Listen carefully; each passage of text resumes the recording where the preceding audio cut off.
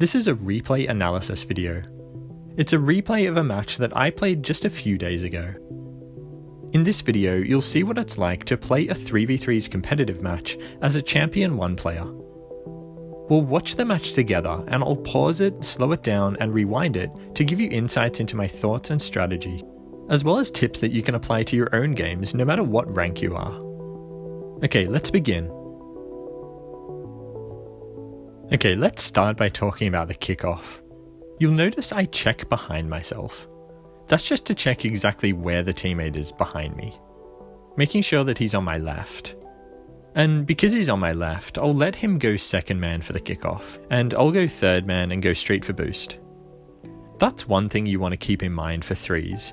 The player at the front is the first priority for taking the kickoff, and the player on the left is the second priority. If there are two players at the front, then the one on the left is priority. So we've got a front player here, Truxy, and we've got another player on my left. So both of them take priority over me. So I'll go third man, grab boost, and then take up a defensive position. Alright, I'll leave this ball for my teammate Buster because he's in first man. And Truxy is still rotating back, so I'll stay in my defensive position. Now I can move up and challenge the ball. I can see that my teammate is facing backwards and likely out of boost. I could leave it for him and let him turn on it, but I think the play is for me to go for it. Now I'll stay out of the play here and rotate back. Okay, this situation here is interesting. I can see that Plant Commander got bumped, but his momentum is still moving towards the ball, so I think he's going to keep going for it. So my priority here is to beat him to the ball. There is a teammate behind me, so I'll just make sure I get up as early as possible and challenge. Which I do. I beat him to it and I get a pass across the field. So now I'm going back. This ball's probably coming across to me, so I'll just wait here. Dodge that demo. Okay, this is a dangerous situation here. I'm the last man back, and it's looking like it's going to be a 3v1 or maybe 3v2. So I need to make sure I delay the play as much as possible for my teammates to get back. So I'll challenge as late as I can. You can see that Plant Commander is definitely going for the ball, so that's the player I'm focusing on. And there's a player Sir Davy waiting mid for the pass, so I have to be really careful of him too. You can see that he does go for a shot of some kind. Luckily he misses and I'm able to get a challenge and get a touch. It wasn't a great touch, but it was better than nothing, and it gave my teammates time to get back. So now I'm out of boost, rotating all the way back for boost. I got full boost and now I can push up to the left. So this guy here is either going to go up the wall or he's going to bounce it off the wall, so I have to be ready for both situations. You can see I expected it to go rolling up the wall. It didn't. It came off the wall. So I challenge. I got a good 50 on it, which bounces down. I don't go for it at all, and I flip to rotate back. Flipping tells my teammates I'm not going for the ball, which is a really good thing to communicate. And we got a goal out of it. Awesome. So that goal was just created out of that good 50 challenge on the wall, a misjudgment from the opposition player in goal, and my teammate recognizing the opportunity and taking the shot. Okay, so I'm on the left here and everyone else is behind me or next to me, so I can go for this kickoff. It's a good kickoff. My teammate's pushing up on that, so I'll just grab boost. I'll rotate around to second man. That's my ball, but it's a terrible read by me. Okay, just one thing on this. You can see what I do when I realize I'm not getting this ball. I stop using boost entirely and keep the 50 boost that I have for my recovery. Then I turn to face the ground and boost a little bit to increase my recovery speed, which is a really good technique to add to your recoveries. Let's just watch that again quickly. So you can see I stop boosting, air roll down, boost a little bit, and can recover and rotate back really quickly. And now I'm just going to go back post, as always. Okay, this here, don't do this. This is a terrible challenge by me. I should have just let Buster handle it instead of trying to be a hero and getting involved.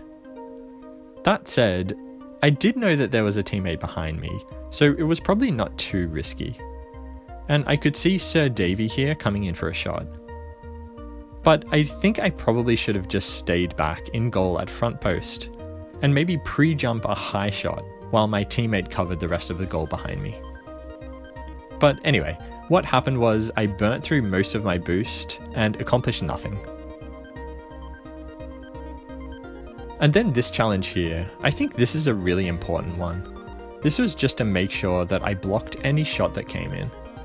It's really close to our goal and super dangerous, so I think this challenge is okay. Now I have 0 boost, so I'll go back and collecting some pads, and now I'm last man back. Okay, this touch here was really bad, but it ended up okay because my teammate cleared up after me, which was good. You'll notice here, I can't see my teammate going mid, so I guess he thinks he's third man. Then I check for him with my right stick before moving into a second man position. Okay, now I'm waiting for a clear. It's 3v1, so a clear is likely. Alright, this situation here is an interesting one. When you're in these situations where the ball is dead and the opponent players are around it, I think the instinct is to charge in and try to force the ball past them and hopefully into the goal. But actually, I think the chances are that one or more of them will 50 me for that ball, and they'll probably win it because there's more of them than me. And it'll get cleared back into my half, which I really don't want. I'd prefer that they just slowly try to recover that ball and push it slowly towards our half, or hit the ball away to us. So I recommend in these situations not charging in. Just let them panic or hit the ball or try to dribble it away. And then you can challenge the ball 1v1 and stand a better chance of winning it. You don't want a 2v1 or 3v1 50 because you'll almost certainly lose it. So I was just biding my time here, saving boost, and it worked out well. They ended up panicking and passing it away, and my teammates just cleaned it up. So it was a great result.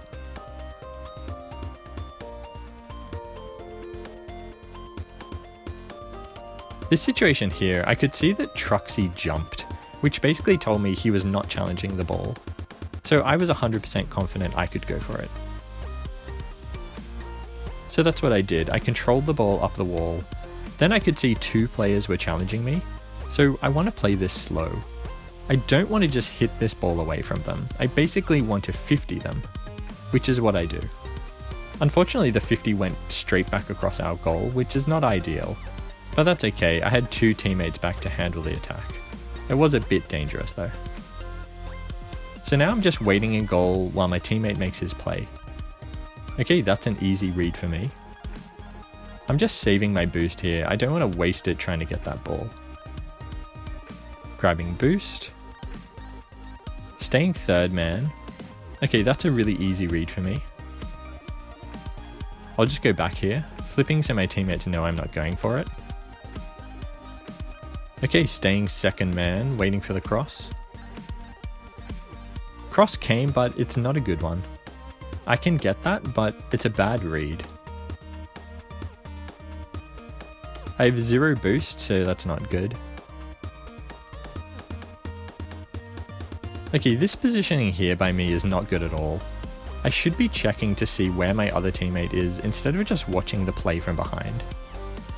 This mistake is actually one I talked about in another video about 3's positioning. So you can see I still do make this mistake myself from time to time. It's a tough one to avoid, honestly. And you can see where it leads, a double commit by me and my teammate. That's my bad. Okay, now I'm third man, so I'm staying back here. And now my teammate is rotating back, so I can push forward. Fake challenging, and then staying with the ball. That's a good 50, and my teammate follows up. That's a good play. The cross isn't a good one, and that's an okay pass or a bad shot. Right now I'll rotate back, flipping again so my teammate knows I'm not challenging. And now I'm waiting back. Not a great touch, but I could get another follow-up touch. This one's probably off the wall, yep. teammate went for that as well, unfortunately, but it's fine. And this is my ball to control. Unfortunately not the touch I wanted, but I can follow it up. Now rotating back for boost. And going back post. Okay, that's an easy clear for me.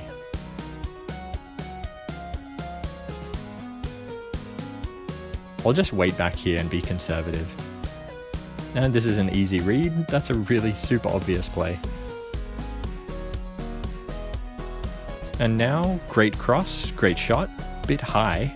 That was a really dangerous play though, probably the most dangerous play of the game. Okay, now I'm chasing the play to boost steal and keep the pressure up on the opposition team. They're probably all low boost. I'm waiting for the cross now, but it's a bit of a confusing situation position-wise. Okay, that's mine, I can cross that, and now I'll just go back. Teammate got my boost, but I've still got 50 so I can stay useful.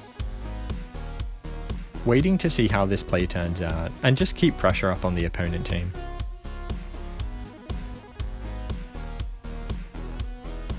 This touch here I'm not super happy with. I should have just taken my time more on this, and maybe taken it up the wall instead of getting this early touch. Or just left it for my teammate. It worked out okay anyway.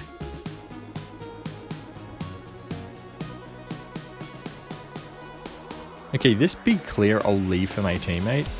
Let's take a look at this situation though. What might have happened if I had jumped for that ball instead of leaving it? Firstly, I'd probably miss it. And if I didn't, I might get a touch on it off the back wall that gave it straight to the opposition team, which I don't want. So I left it. I made it super clear that I wasn't going for it by just driving away. And I gave my teammate time to read it and challenge. Then the next ball is definitely mine. I'll go up for an early block. Got it, and game over.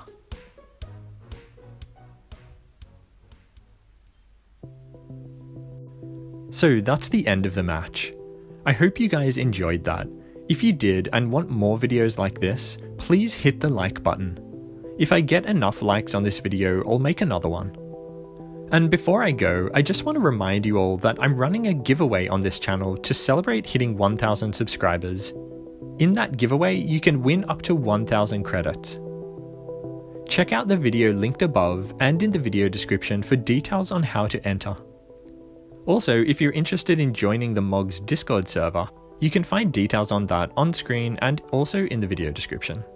And subscribe for more videos like this, as well as a whole bunch of other Rocket League content. As always, thanks for watching, and I'll see you guys in the next video.